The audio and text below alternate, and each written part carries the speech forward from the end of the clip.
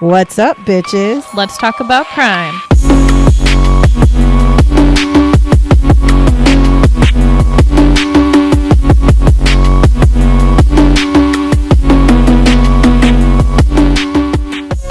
What's up, bitches? Good morning. Well, I guess. Yeah, kind of. I don't even know what time it is. Early afternoon? Afternoon, early afternoon, somewhere in that region, somewhere in that realm. Yeah. I don't fucking know. And I don't know when you're listening to this. You could be listening to this at night, in the morning. Listening to our lovely voices while you sleep. You could be listening to this to put you to sleep. Correct. Hey, we had a shit ton of listeners from a bunch of different countries. We did. We're recently. International. It's always exciting when you're international. I do want to just say before we get into what we're talking about, I know this is like going to be a couple of, whatever. By the time you guys listen to it, it's going to be like a couple weeks old news. But I was perusing the Tickety Talk today. And there's a girl in Ohio that just, if you heard that, that's my dog sitting outside that door trying to get in. Anyways, she was trying to build a fence with her husband, and she found a rolled up carpet in her backyard buried. At first it was like a joke, and then she called the cops, and the cops were like, yeah, we're not gonna put any resources towards this, but we'll do our due diligence. We'll check and see if there's any cold cases or missing people that in this area that we haven't solved. And then a couple days later, she got a call that they're coming to dig up this rug to see if it's a body. What if that was my backyard? That's crazy. Don't even say that's crazy. You literally said to me. I did. Well, that'd be so cool. I did say that. No. I did. Yes, it would. You would solve somebody's missing murder. No. Missing person's murder case. You wouldn't be able to solve shit. Yeah, you would, because they'd have a body to give closure to a family. If I have any updates by the next time we record, I will let you know. Anyways, that's all. Anything else, or should we just get into it? I don't think so. Okay. So this one is I was actually very excited to do this one because I am a huge Alcatraz fan. I went to Alcatraz. Well, we actually went to Alcatraz in July. First time ever for me. And I could have spent a long time there. It was really cool. And we swear we saw a ghost, by the way. We swear. Oh, fuck yes, we did. We saw this dude, and it was literally just like some of us, right? Like we were with my parents and we're with Sierra's grandparents and Sierra's adopted grandparents. They're my parents' best friends. They're like second parents, right? So we're all at this thing. Nobody saw this guy but me, Sierra, my husband, and I think, was that it? Or yeah, because what happened was we saw this old guy, man. Like I'm talking old, wrinkly skin, old motherfucker, very old. And there was this section, which they have a bunch of these in Alcatraz. If you've ever been there, if you haven't, they have a bunch of sections that are closed off, and only workers are allowed to be in that section, or not even the workers are allowed to be there because it's such a dangerous part. Yeah, it's and just falling they're apart. trying to restructure that so that people can go and see these things. Anyways, whatever, doesn't matter. So there was this vertical stone stairs. Fucking staircase. Yeah. And it was really fucking steep. Nobody's walking up and down that shit. No fucking way. And it even said no access. Not even the workers are allowed to go up and down them. Right. And I'm watching this dude and he's just walking down and he's got But tell me he didn't. Security guard. Tell me he didn't appear out of nowhere though. Because we were standing there and then all of a sudden I look and this guy's walking down the stairs. I hear these so I'm not even shitting you. He had jail keys, on a ring, fucking in the movies that you see. Yeah, walking down. Yep. And he's not saying a word to anybody, not smiling. No, and he's right by me, and I'm like, okay, this is fucking weird. He's staring stone cold, and he's just looking back and forth. He walks right in front of my grandma. Yep. Genuinely could have fucking just moved his finger and touched her. Yep. And she said nobody walked in front of me. She said, we're no fucking, and it wasn't one of those oh, okay, maybe she just wasn't paying attention. There's no way she didn't see him. So no, and he didn't. I'm chalking it up to that motherfucker used to work I agree. And he didn't fit the aesthetic of today, right? Okay, well, let me just say, not a single fucking worker, park ranger, security guard of current day wears had that any outfit. of those outfits. Yep.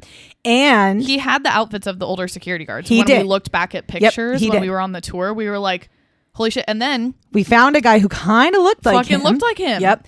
That used to work there. Who was a security guard. And so I'm sitting there like, I swear to Jesus, it was a ghost. Because again, we were in a group of like 10 of us. And I think like 6 of us were all standing together. And my husband and Sierra and I are the only ones. And what's really crazy is we didn't say anything to each other at the time. We actually said something afterwards. And I was like, did anybody else see that fucking weird like that? Because the other thing is he like walked in between people. And nobody. But the thing was, nobody acted like he existed. It was the weirdest thing. And it wasn't one of those like movies where it's like, oh, he walked in between no, he people. No. Didn't he hit them. Like people didn't. They like, didn't move. You know how you can see people walking.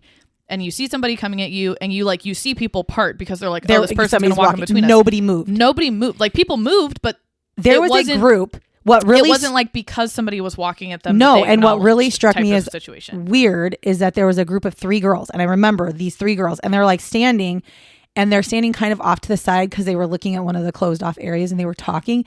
He literally walked right next to them, and they did. You know, when somebody walks close to you, you always kind of check, like, what the fuck? Nothing. And again, I'm gonna be honest, this motherfucker was creepy looking. He was. So it wasn't one of those like. And you heard his keys. Apparently you heard not. His keys. Because even my grandma was like, I didn't hear any keys jingling, and I was like, you've got to be fucking shitting me right now. and that's what I'm saying is, I think the keys were the ones because I got a souvenir, which I'm sure obviously are replicas just because Alcatraz is so popular, but they're supposed to represent the actual keys that they used for like the jail cells, and I have one. Like I bought that as a souvenir. Those were the fucking keys he had. So it wasn't 100%. It wasn't one of those like, oh, he had keys to like the bathrooms or, you know, like, and again, like I said, and also we didn't see him again. No. And Alcatraz is big. So like also, there's a very high chance of that. But also here's the thing. He caught my fucking eye and I kept staring at him like that's weird. And he didn't even focus on anybody. Like if you're walking and you're looking around, if you make eye contact, like you might smile or whatever. Yeah. He looked like he was not on this earth. Like it was the weirdest thing. And he stuck out so much that when nobody else other than the 3 of us saw him, I was like, that motherfucker was a ghost. And again, for nobody else that we were with a big group. We were. For nobody else except for the 3 of us. Yeah. To be like, no, we saw the same person. I can understand if he was just walking by, and also he was walking slow. That was the other thing. If he's a real like maintenance worker, he's not like it looked like he was patrolling, right? Yeah. Like he was walking slowly and looking left and right, like he's walking through the cells, looking into the cells. That's literally what it looked like. Even my ex-boyfriend, when we were standing there, I was like, when we were talking about it later, I was like, dude, like you saw him, right? And he was like, nope. I have no idea who you're talking about. And he was right next to me. Like we were looking at the same shit. Well, and again, the jingling keys. Anybody. Yeah. And they were really loud. Well, I was just going to say. Like almost like all of the noise within Alcatraz went quiet. Yes. And the keys. Because that's what caught my attention too. Because I was like, these keys feel like they're right next to me. Like and super I look, loud. And he's like randomly, like on like the 6th fucking stair walking down. And I'm like, where do you come from? And then to have everybody else in our group say they never heard keys. Yeah. And there's seagulls out there. There's people everywhere. So you shouldn't really be able to hear the keys. So anyways, it was amazing. I'm not going to lie. It was cool. But that's what brought me to think maybe I should do some Alcatraz stuff because I bought 2 books there. One is the most famous criminals that stayed in Alcatraz. And then I bought a book about the different escapes that the people who had tried to escape Alcatraz. That is what brought us to this guy. And I randomly chose him. So here it is. So we are talking today about Arthur Doc Barker. He's a career criminal. He is known for being a prisoner in Alcatraz. He is the son of Ma Barker, and he is a member of the Barker-Karpis gang. Okay, so that's all I'm going to tell you because this is not going to be like, oh, he did one crime. This is going to be, let's find out who Arthur Barker is. So he was born June 4th, 1899. So this is old. He's old. In Aurora, Missouri. He was the son of George Elias Barker and Arizona Ma Barker. Also, that's kind of a cool name for back in the day. Arizona, whatever. but she was called Ma Barker by like everybody. In 1910, the family ends up moving to Tulsa, Oklahoma. And on July 18th, 1918, so he was born in 1899, so he's 19 years old, he is arrested for stealing a car on the highway. He is sent to prison in Joplin, Missouri. Now, throughout the 1920s and 30s, Barker and his brothers were Lloyd, Herman, and Fred Barker. They committed multiple crimes, which included theft, robbery, and murder. But again, they also were a gang. So keep that in mind. So on February 19th, 1920, Barker actually escapes from the Joplin prison. So he's only in prison for about 2 years before he escapes. And no, by the way, I'm just going to start. I should have said this earlier. I don't have a lot of information about him as a young child because I find that whenever I search anything that's in the 1800s, early 1900s, there's not a lot about their background. Probably because they didn't give a shit back then to find out. But what I do know is that Ma Barker, from what I read, she was not the one you wanted to fuck with. Period. She wasn't having nothing. So I would assume that maybe they had a little bit of a rough upbringing. So anyway, he escapes from prison on February 19th, 1920, and he ends up creating a fake identity, and he called himself Claude Dade. And while he is Claude Dade, he actually is involved in multiple robberies again, and he ends up getting arrested again, and he is sent to Oklahoma State Penitentiary. And when he was arrested, he actually said his name was Bob Barker. Bob Barker? That's the old guy. That's the old guy that on did Jeopardy, the Price. right? No, Price is Right. Jeopardy was Alex Trebek. Oh, but okay. No, Bob Barker. He was like the one who did the Price is Right. Yeah. And he was on like Happy Gilmore, right? But I didn't know he was on Happy Gilmore. He but was okay. on Happy Gilmore. But it was like, when I read that, I was like, wait a minute. Bob Barker? I wonder if that's where Bob Barker got his name. I don't know. Or where his parents met. I don't know. Maybe there's a connection there. So he was in prison from January to June of 1921. So he was only there for like 6 months. Then on August 25th, 1921, Barker and 3 other men robbed a woman who was near a construction site. And there was this night guard who was guarding the construction site. His name was Thomas Sherrill, and he sees this going on. So he like yells at him and he's like, hey, leave her alone. They don't leave her alone. So he actually fires his gun at these 3 men. They all start to run. And as they're running, I think they actually jumped in their car. And as they're leaving, some of the men decide to fire back and they end up killing the night guard. Well, Cheryl's family was not very happy about this. And I don't really think that the police really took it too seriously. Like, I don't think that they were going to investigate because in their mind, it was just like, well, it's a fucking random shit. Like, what do you want me to do? So his family hires a private investigator to actually look into the death. This ends up leading to the arrest of Barker and a man named Volney. Okay, some of the names are so crazy. Volney Curly Davis. So they called him Curly. So they both get arrested for that. So on January 14th, 1922, Doc Barker is convicted of the murder of Thomas Sherrill, and he is sentenced to life at the Oklahoma State Penitentiary. Now, during this time, he maintained that he was innocent and he didn't do anything, and he continued to appeal his conviction. And I know you're wondering, well, if he got life, how'd he end up in Alcatraz? Oh, we'll get there. So he actually is paroled. He is paroled. On a life sentence, he is paroled. It's September 10th, 1932, which is literally 10 years later. So he was only in jail for 10 years. Then on December 16th of 1932, so a few months after he's paroled, he ends up returning to his family and he gets back into his Barker-Karpis gang with all of his family and his friends. Now, they decide they're going to rob the Third Northwestern Bank in Minneapolis, Minnesota. And during that robbery, 2 policemen and a civilian are killed. So by this time, he has done petty theft, he has done major robberies, and he has definitely fucking killed multiple people. And a lot of the stuff that he's done, it's with this gang. And I didn't write this down, but him and his brothers were actually nicknamed the Bloody Barkers because of how many people they killed, like as a whole. On August 30th, 1933, so this is 8 months later, the gang decides they're going to rob again. And they're going to rob at a Stockyard National Bank in South Paul, Minnesota. And they were robbing, they said they were robbing a payroll. So I think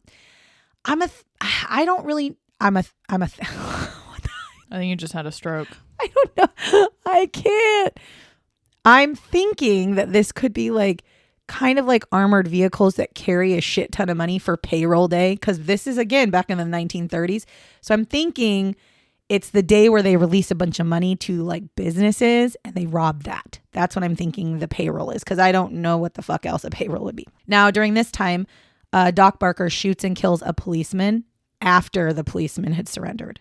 So like after the policeman's like, all right, you got me. To be a dick. Yes, because he's kind of a dick. So then rumors start to swirl that Ma Barker is actually the leader behind the gang. I was just going to fucking say that. However, the boys, all the boys, her sons plus the other kids all swear that she had nothing to do with anything that they ever did. And they basically said that she was just a super supportive person who put her boys and the other boys above everybody else. Now, it was told that she would do anything to protect these kids.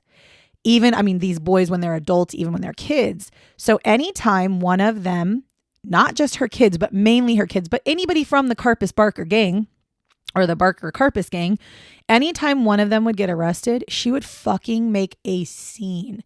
She would throw a fit. She'd scream. She'd threaten.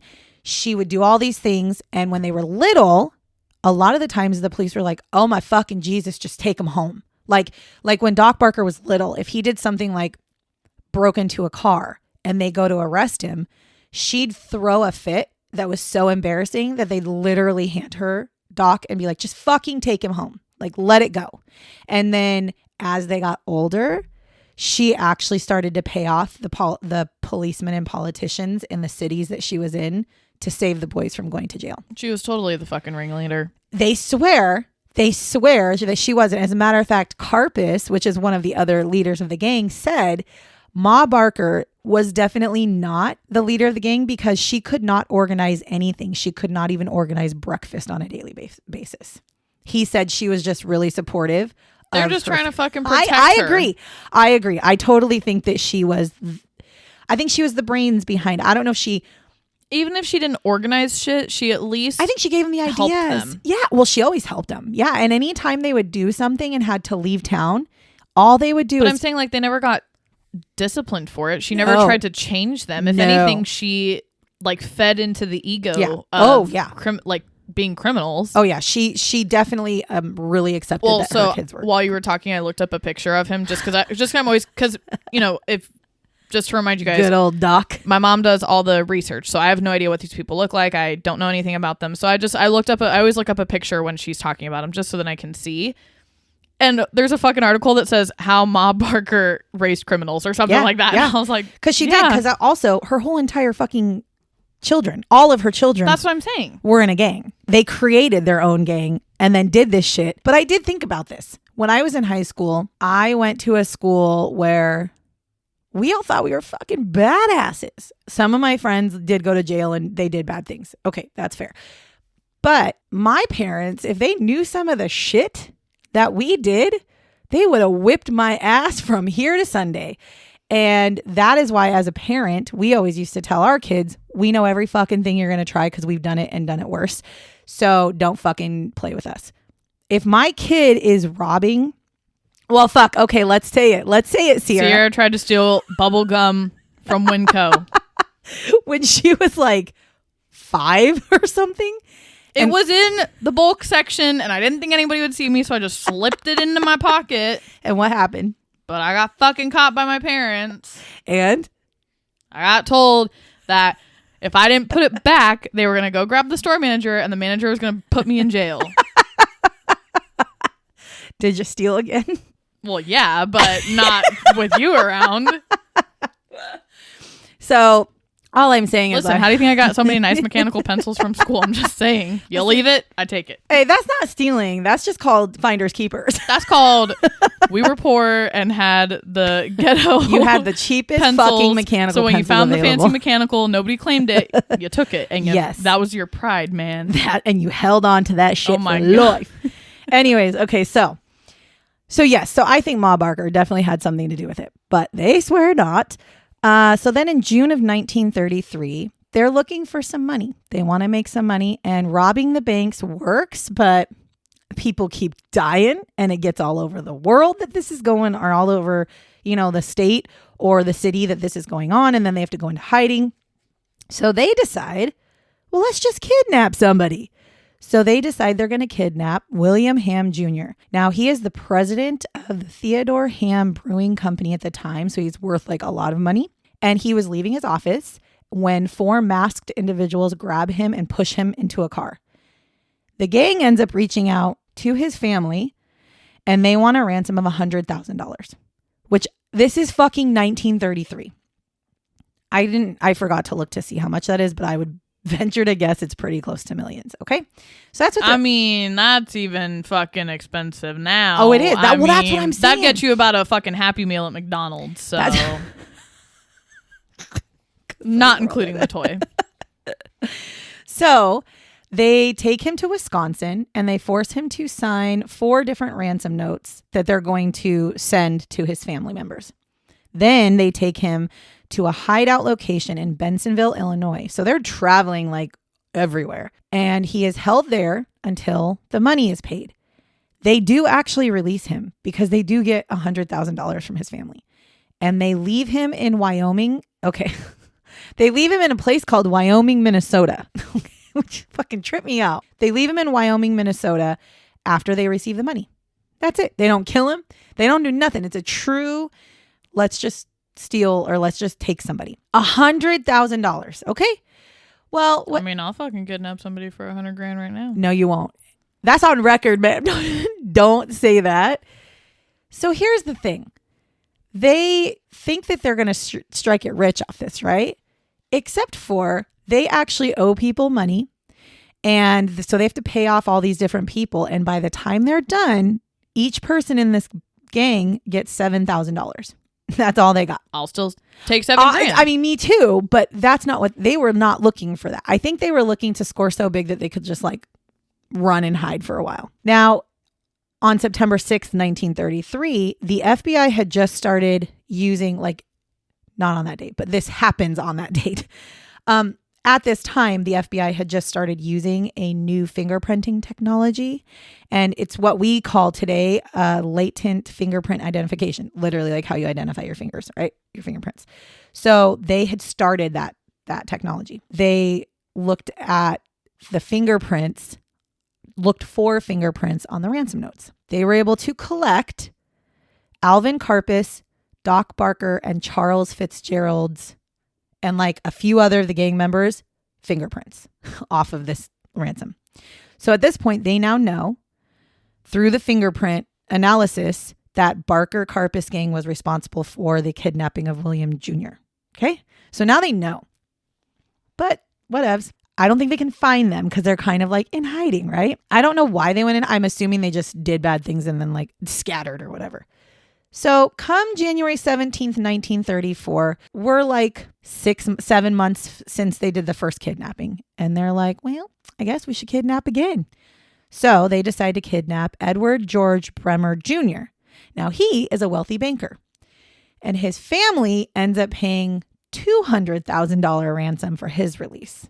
And he is released 3 weeks after his kidnapping. So he is released 3 weeks later. Now, they are able to link Doc Barker to the kidnapping as well because he's a dumbass and they were traveling. So they, they moved around with the first guy. So they did the same thing. They get this guy, they bring him to one place, and then they're driving to this next location. Well, they wanted to do this so efficiently. They didn't want to stop at gas stations. They didn't want to stop for food. They just wanted to go. So they start to run out of gas. Well, they had filled the back of their car with gas cans to just fill up the gas tank as they're going. So they pull over. Doc Barker fills up the gas tank and then tosses it onto the side of the road. And then they leave, right? Well, they find, so they talk to, once the guy's released, he's kind of telling them what's been going on. He doesn't know who it is, but he can tell them kind of like where they were, kind of, they know the direction of the house, or not the house, but the direction that they were driving. So he steers them towards this road. He's able to tell them like the inside of the house that he was staying in, little details. Well, they start to drive down this road and they see this gas can on the side of the road. So they just grab it. They look for fingerprints and they find his fingerprints on it because he had taken his gloves off to do the gas because he didn't want the gas on his gloves. And then he tossed it. And they were like, well, that's fucking weird. Why would his fingerprints be on a gas can all the way out here, which happens to be the same road that they used to take George to where he was going, or Edward, not George, Edward, to take Edward to where he was going. So they were like, okay, something's not right. Well, at this point, the whole entire gang splits up. They go their separate ways because now they've got $200,000 that they've split between all of them. And they're like, we need to lay low. Like, this is going to be a big deal. This is way more money. He probably saw who they were or potentially could describe who they were. And so they were like, yeah, we need to go.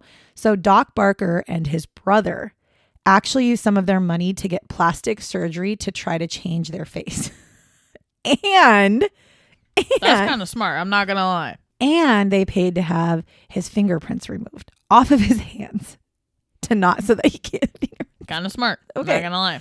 Because he knew at this point the FBI was looking for the gang. They knew this now at this point because it probably was on, out speaking around the world or whatever. This did not actually work because they went to kind of like a surgeon who was maybe not on the up and up. Maybe he wasn't the best of surgeons.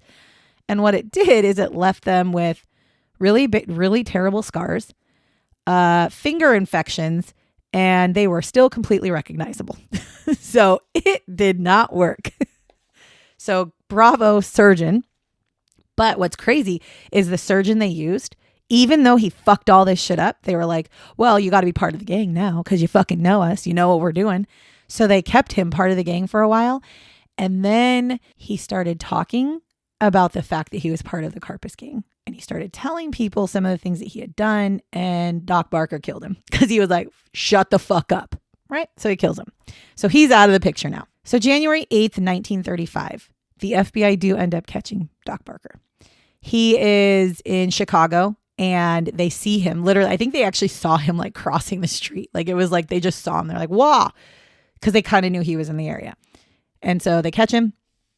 They start to do the pat down. They're like arresting him. And the main officer says, where's your gun? And his response was, it's at home. And ain't that a hell of a place for it to be? Because normally he would have shot him. Like he would have just shot his way. He'd run and shoot. That's what he did. So he had no weapon on him. Now, during his interrogation, he remained completely silent, just like stared at them. They'd ask him all these questions. He didn't say shit. Well, he was with a friend and his friend was also arrested at the time. He tells the FBI that the rest of the gang is in Florida, that they're all together in Florida. So they decide they're going to go and search Barker's room where he lives. And as they're searching, they actually find a map in his room for Florida. So they automatically are like, this is where the rest of the people are. So 8 days later, they go to this location that they have on the map. And they knock on the door. Nobody answers. They yell. Nobody answers. And then all of a sudden they hear somebody go, oh no, they actually threw in, because they knew they were there. They threw in like tear gas, like a tear gas thing. Nothing happens. And all of a sudden you hear from inside, okay, now. And they just fucking start shooting. The gang starts shooting from like a fucking movie from the inside of the house. So the FBI is now shooting back and they have like this fucking gun battle. And Fred Barker. You mean a shootout? What did I say? A gun battle? It is a gun battle. Shootout. A gun battle. That's what it's called. A shootout. It could be a shootout, but I would call it a gun battle. So Fred Barker, which is Doc's brother, and Ma Barker were both killed during this interaction. There's actually pictures on the internet of both of them on the, like in the autopsy area. And there's like the people look so proud that are standing with their bodies. It's really crazy. If you just look up Doc Barker and look at some of the pictures, you can totally, yeah. they're just like, oh, cool. And see how happy they look? Like, the people are like, got him. Like, that's it. Gotcha, bitch. Like, that's crazy. Barker now is being charged with kidnapping. Now, during this time, he actually tried to intimidate Bremer, one of the guys that he kidnapped, the one that they were charging with. And he actually said to him, I have plenty of contacts out there who will get you. Hold on. What? Sorry, because I was looking up the pictures. There's a movie called Ma Barker's Killer Brood, #1 female gangster of all time. And it's like an old movie like you would watch. I'm going to have to find it. It's from 1960. Oh, I'm going to fucking watch it. Wow. I'm just... Anyways. Sorry. Off topic, but... So, so he ends up getting charged with kidnapping. And as he's getting charged, he actually intimidates Bremer. And he basically says, like, listen, I have plenty of contacts out there that will get you. So, like, basically, don't fucking say anything against me and you can live. Well, that didn't work. And Bremer was like, fuck you, bro. So he is eventually convicted and he does receive life in prison again. So remember, he's already had life in prison once. Now, he is sent to Alcatraz for this crime.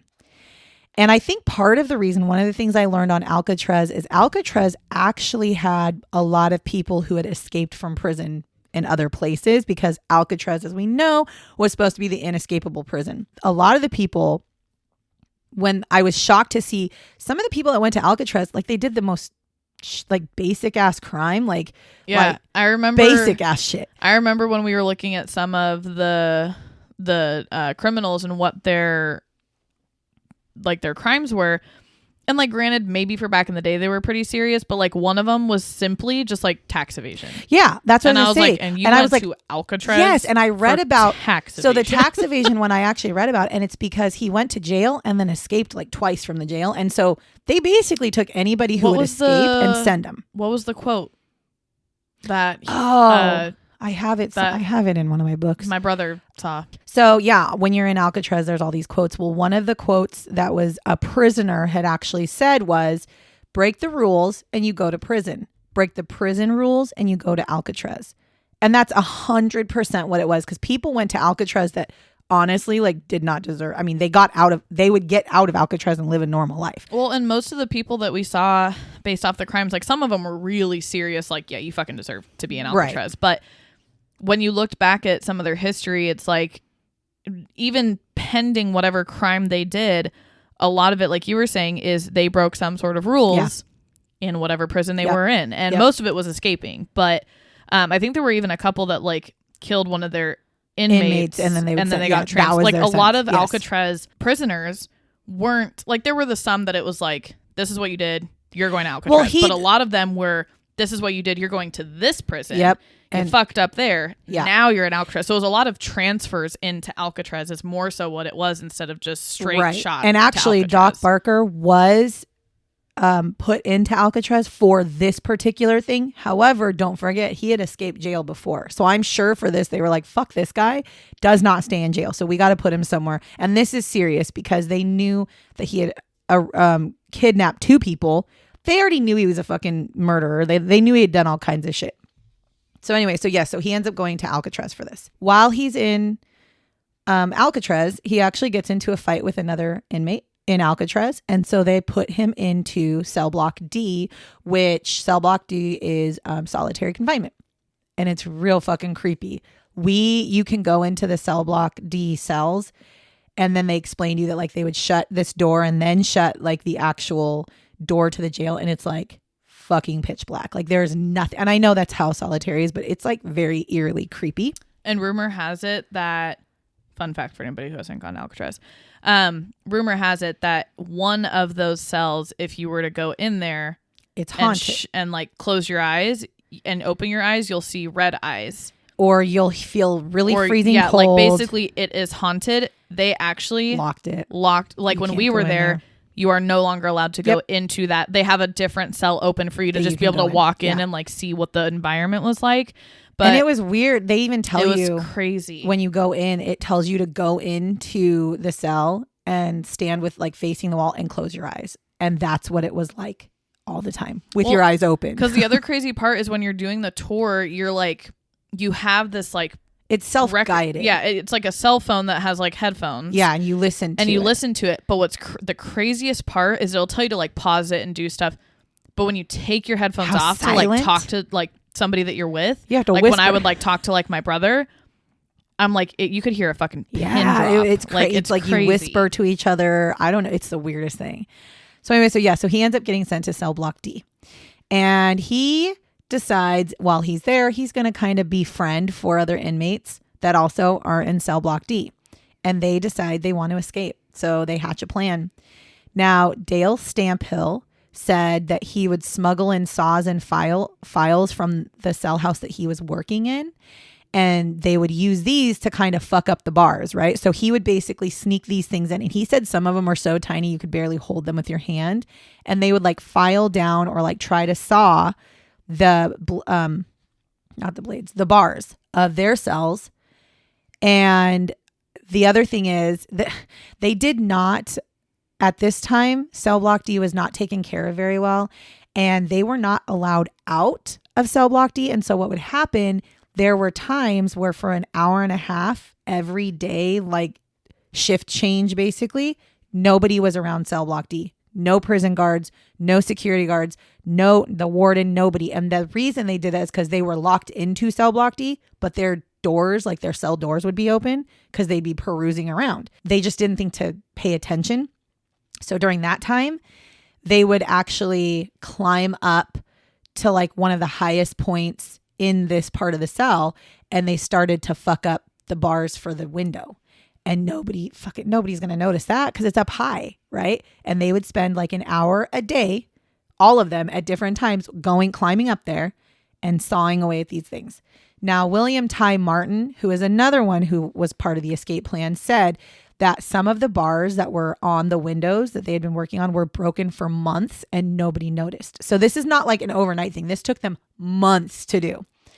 He said that for an hour each night, 3 people would go up and work on the bars of the window, and 1 person would stay down to be lookout just in case somebody decided to come over to, because like there's an entrance into cell block D. They literally stand there. And if they saw a prison guard coming, they let him know. They jump down and pretend like nothing's going on. Because again, they're all together locked in, but their cell doors are open. So they are able to just be free. So on January 13th, 1939, Doc Barker, Henry Young, Rufus McCain, Ty Martin, and Dale Stamphill, they all get out of their cells. And because they had already, they didn't go into detail of how they got out of their cells. However, in a different area, there are the 2 people who escaped by digging out the wall. But it says that they crawled out of their cells. So my guess would be that they somehow made a way for them to be able to crawl out and get out, whatever that was, however that was.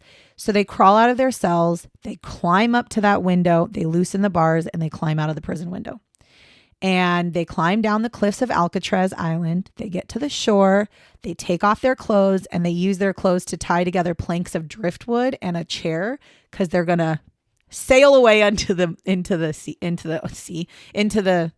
ocean. Fucking what is it? The San Francisco Bay? I don't even know. I don't fucking know. And mind you, this is January. So it's fucking cold. I know it's California, but it's fucking cold and they're completely naked in the fucking freezing cold water. Okay. Also, yes, these waters are shark infested. So a boat's probably a better option, but whatever.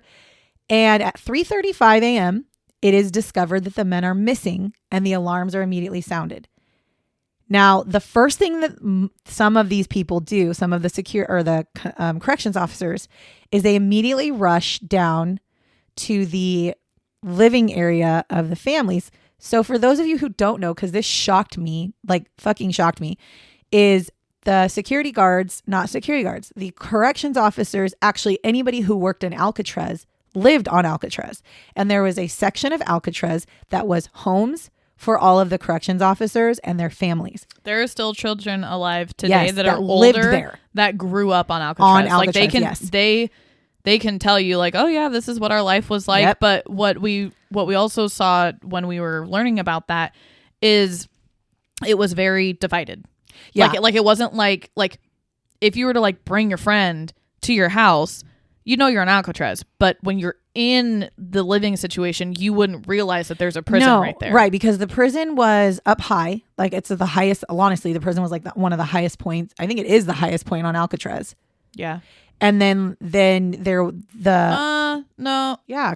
Well, I mean, but I guess the warden's office and house stuff, it's all up was there. The same level. So they have that. And then they have this area that's completely fenced off that had like apartments. They had a general store. They had a bunch of stuff, basketball bowling courts. alley. They did. They even had a different area where they built a bowling alley. They would hold socials like dances and stuff for the kids. And at one point, there were 75 kids living on Alcatraz.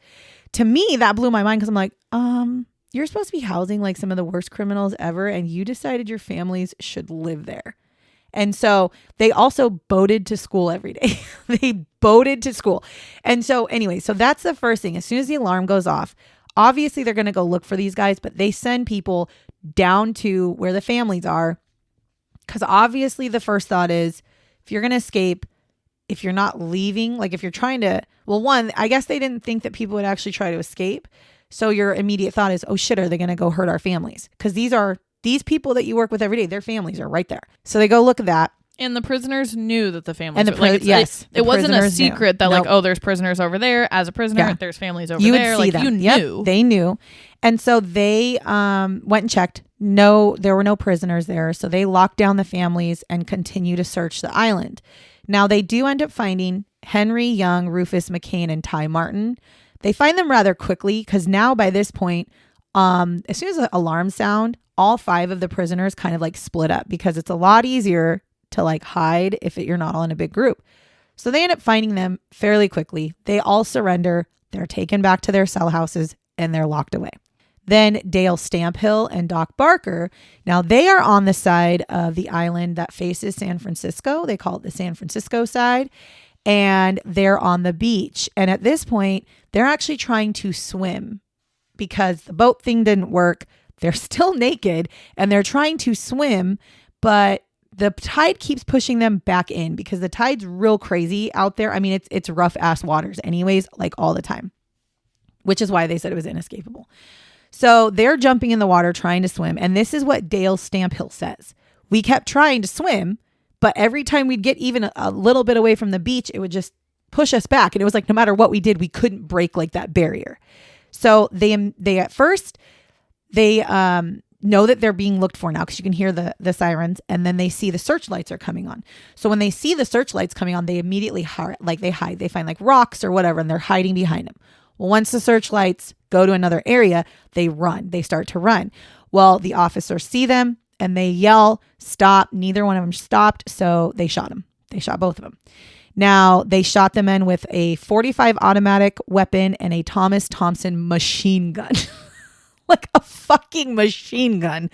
Hey, motherfucker, don't run. Don't run. So Stamphill is actually shot in the legs and he's immediately incapacitated. He can't fucking move. Now, Doc Barker is shot in the head. Now, by 5:15 a.m., they get down to where they are. So at 5:15 a.m., he's brought to the hospital, which the hospital is not, they didn't boat his ass over to San Francisco. They brought his ass up to the Alcatraz hospital. And it is found out that there was a bullet that had penetrated his legs and it had broken his thigh bone. And then he had another bullet that had entered his head just below the right ear. It passed behind his right eye as well. And it collapsed his whole entire like eye socket. And his face was swelling and he was bleeding from the nose and the ears. Now he ends up dying at 5:30 p.m. So he fucking stayed alive for 12 goddamn hours. And he ends up dying from blood loss. That's what he died from. He died from blood loss, which is crazy to me. He was 40 years old. And also, it was Friday the 13th when he died. Now, no one ever ends up claiming his body. So he's actually buried in an unmarked grave in Colma, California. And at this point in time when he dies, he is... his brother Lloyd is the only known relative alive to him, which is probably why he didn't get claimed, right? And so before I say the little final bit, I'm going to give you a little tidbit of Lloyd. So Lloyd's just part of the gang. He's one of the brothers. He's the only one alive. He ends up spending 16 years in a maximum security prison and gets out. Okay. He's married. He has kids. He dies in 1949 by his wife. And there is a picture of him dead. She shoots him as he's dressed in like a fucking suit and shit, and he comes walking up to the door, and as soon as he opens the door, she fucking blows his fucking head off. And her response for it was, I thought he was going to come kill me and my kids. So just so you know, that's how Lloyd Barker died, which is real crazy. Now, here is one final note that I want to make very clear. So it was stated by Stamp Hill that the associate warden was out and about when they were out, trying to find the people, right? The prisoners. And he said that he had told the officers, so they had shot them, right? And they have they've gotten they can't move because they both are shot in the legs at this point, right? The associate warden supposedly told his officers that if Barker moves, you shoot him in the head. Okay? Now, Stamp Hill says Barker was in a fuck ton of pain. Of course he was. He got shot. And again, he had broken his thigh bone and he was shot in the legs. And supposedly Barker Stamp Hill first said, stop moving. They're going to kill us. And Barker basically was like, this hurts so bad. And he bent down to grab his leg because it was hurting. And that's when they shot him in the head. And that's coming from Stamp Hill, who is one of the other, obviously he's one of the people who escaped, but I kind of would believe that. He literally, I honestly think that he's not the first one that the guards had killed that tried to escape, but it almost sounds maybe like he probably would have lived, but I think he wasn't liked. So I think for them, they was like, nah, fuck it, just kill him. So anyways, that's Doc Barker. That is Arthur Doc Barker, part of the Barker-Karpis gang. I thought it was fun. I thought it was fun to do this one because, again, the Alcatraz thing, because I can picture it. Because I've been to Alcatraz, I can literally picture them climbing out the wall. I can see the rugged terrain that they had to climb down and the beaches that they tried to go on. And actually, the beach that he was trying to escape on, they now call it Barker Beach. Because that's where he tried to escape from. Because again, I think there's only 16 people that have ever tried to escape from Alcatraz, and only 2 have ever, was it 2? I think it's only 2 have ever. I thought it was more than that had tried to escape. No, it's only like 16, but it could be like 20 something. I have a whole book about it, but out of all of them, only 2 of them, I think, ever remain missing. The rest of them were captured or killed. So, I think one of them, even when I was kind of perusing over it, these people escaped and they made it all the way over to San Francisco. I think it was San Francisco, but the cops were already there waiting because they knew obviously they're going to show up at the shore somewhere. So the cops were waiting and arrested him and brought him back. So had the cops not been there, they would have actually escaped. But there's 2 for sure that they never found, but they think that they died trying to escape, like swimming in the waters type thing. I don't know. Nobody knows. Yeah. So Alcatraz is cool. These kind of stories are cool. I definitely have more people, but I won't do them all in a row. Don't worry. We won't talk about somebody from Alcatraz next week. But I just thought this was a good one because, Doc Barker, he's one of the more famous ones. And he, I don't know, like his whole family just sounds like kind of a shitty group of people. And they all died by gunshots. That's the other thing that I find very weird. They all died by gunshot. Okay, well, other than that, follow us. Continue to share us. Follow us on Instagram at Crime Bitches Podcast. Follow us on our X account at Crime Bitches Podcast. And TikTok is Crime Bitches 2, the number 2.